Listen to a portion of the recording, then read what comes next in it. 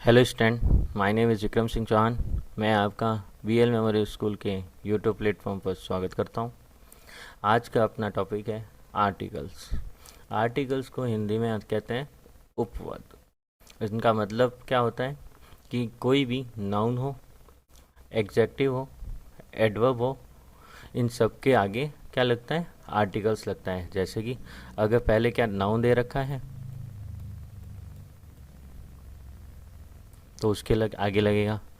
अगर एग्जेक्टिव दे रखा है तो नाउन से पहले अगर एग्जेक्टिव दे रखा है तो एग्जेक्टिव के जस्ट पहले लगेगा। अगर एग्जेक्टिव और नाउन दे रखा हो उससे भी जस्ट पहले क्या दे रखा होगा? एडवर्ब दे रखा होगा, तो पहले लगेगा एडवर्ब के आगे। ठीक है, ये सीक्वेंस रहता है हमेशा किसी भी वर्ड का। ये आप लोगों को याद रखना है। ठीक है, आर्टिकल्स होते कितने टाइप के? दो टाइप के, डेफिनेट टाइप्स आर्टिकल्स और इनडेफिनेट टाइप्स आर्टिकल्स। ठीक है, इनडेफिनेट टाइप आर्टिकल्स कौन कौन से होते हैं? ए और एन। और डेफिनेट टाइप का आर्टिकल क्या होता है? द। अब इनडेफिनेट और डेफिनेट का मतलब क्या होता है ये भी देख लेते हैं, फिर वापस अपन रीडिंग करेंगे। डेफिनेट क्या होता है? जिसमें अपन को ये नहीं पता कि है क्या चीज़, एम्फेसाइज नहीं कर सकते हैं, अपन से ये नोन नहीं होती है, उसको क्या बोलेंगे? इनडेफिनाइट थिंग्स या नाउन्स, एडवर्ब, एडजेक्टिव। ठीक है। और डेफिनेट क्या हो गया? जिससे अपन नोन हो, एम्फेसाइज कर सकें, या कभी अपने सेंटेंस के अंदर पहले आ चुका हो, उसको क्या बोलेंगे? Definite types. ये याद रखिएगा। अब आगे अपन रीडिंग करते हैं, चलो। In English language, articles a and the are used before a noun। जैसे कि मैंने आप लोगों को पहले बता दिया था, नाउन क्या होती है? Name of things, place and person. मतलब ठीक है, किसी का नाम, जगह का नाम या आदमी का नाम, वस्तु, वो क्या होती है? नाउन होती है। इन फैक्ट या वास्तव में articles are a part of adjective. Articles क्या है? एग्जेक्टिव के पार्ट ही हैं। जैसे कि नाउन से पहले लग रहा है तो एग्जेक्टिव ही हो गया वैसे देखा जाए, पर मैंने आपको सीक्वेंस बता दिया है कि इस टाइप से लगते हैं। Which are use before a noun. Noun जो कि क्या लगते हैं? नाउन से पहले लगते हैं। क्या है? There are two types of articles, indefinite types articles and definite types articles. क्या है?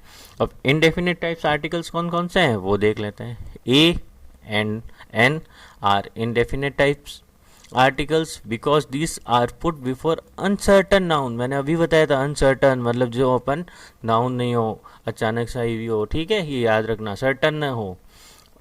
आई सॉ अ बॉय, क्या है इसकी मीनिंग? कि मैंने एक लड़की को देखा जो क्या नहीं है? मुझसे नोन नहीं है, मैं उसको जानता नहीं हूँ, बस मैंने क्या है? उसको देखा है।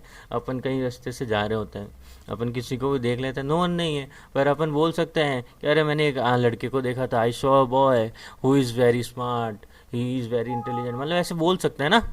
वैसी ही चीज़ अपन जानते नहीं है, बस मैंने देखा है। ये लिखा है देखो, any boy whose identity is not known. मतलब उसकी आइडेंटिटी नोन नहीं है, अपन उसका नाम नहीं जानते हैं, कुछ नहीं जानते, बस अपन ने उस लड़की को देखा है। ठीक है। यू मेट अ गर्ल, मतलब तुम एक लड़की से मिले, वही बात हो गई। अपन को उसकी आइडेंटिटी नहीं पता है, बस अपन मिले हैं, कहीं पे भी मिल सकते हैं। ठीक है। अब क्या है? The is definite articles which is use before a certain noun. मतलब जिसको अपन पता होगा उस नाउन के आगे क्या लगाएंगे? द लगाएंगे। द कैसे लगेगा? आपकी रीडिंग में मैं बता देता हूँ कि जब किसी भी नाउन को अपन पहले आइडेंटिफाई कर चुके हैं और वापस उसको अपन रीडिंग के अंदर लेके आएंगे, उसके आगे क्या लग जाएगा? द लग जाएगा। ये हमेशा याद रखना रीडिंग के अंदर। ठीक है। जैसे क्या लिखा है? आई सॉ द बॉय, मतलब मैंने एक लड़के को देखा। मतलब द बॉय का मतलब क्या हो गया? उसको अपन आइडेंटिफाई कर सकते हैं कि वो कौन है। देखिए यहाँ लिखा है means the particular boy whose identity, ये देखो यहाँ गलत लिख दिया, is not known to me. Is known to me होना चाहिए था, यहाँ गलत है। ठीक है। यहाँ क्या लिखा है? यू मीट द गर्ल, मतलब मैं एक लड़की से मिला जो क्या है? मुझसे नोन है, मैं उसको जानता हूँ। ठीक है। Means this girl is known to me, ये याद रखिएगा। ठीक है। अब देख लेते हैं कि अ और एन कहाँ कहाँ लगते हैं, यूजेस कहाँ कहाँ हैं। पहले मैं आपको समझा देता हूँ, उसके बाद अपन इसकी रीडिंग करेंगे क्या होता है। ए कहाँ लगेगा? जब भी अपनी कॉन्सोनेंट की साउंड आए वहाँ पे क्या लगेगा? अ लगेगा। और एन कहाँ लगेगा? जब वॉवल की साउंड आए। इन दोनों का मतलब क्या होता है? एक। ये हमेशा याद रखना, एक के लिए प्लूरल के कभी भी यूज़ नहीं होगा अ या एन, ये याद रख लेना। हमेशा क्या होगा, सिंगुलर के लिए ही यूज़ होगा, ठीक है, ये याद रखिएगा। अभी और चीज़ें सिखा दूंगा मैं आपको।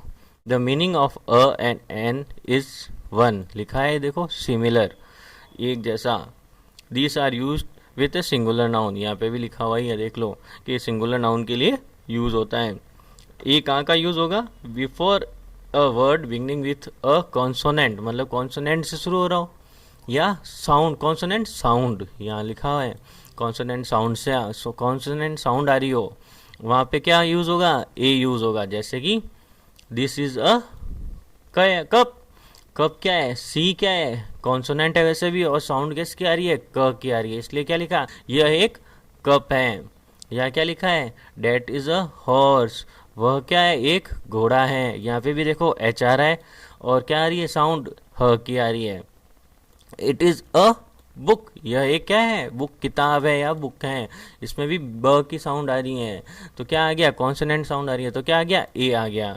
ये क्या है, ही इज़ ए यूनिवर्सिटी। अब यहाँ बच्चों को बड़ा कन्फ्यूज़न होता है कि देखो सर यहाँ तो स्टार्ट किससे हो रहा है, वॉवल से हो रहा है, वॉवल साउंड, वॉवल लेटर है, पर भी अपन ने ए क्यों लिखा है। देखो अपन जब इसको पढ़ रहे हैं यूनिवर्सिटी, तो क्या आ रहा है, यू की साउंड आ रही है, किसकी साउंड आ रही है, यू की साउंड आ रही है, इसलिए अपन ने क्या लिखा है, अ लिखा है। ये याद रखना, क्या है, he is a university student, वो क्या है, एक यूनिवर्सिटी स्टूडेंट है।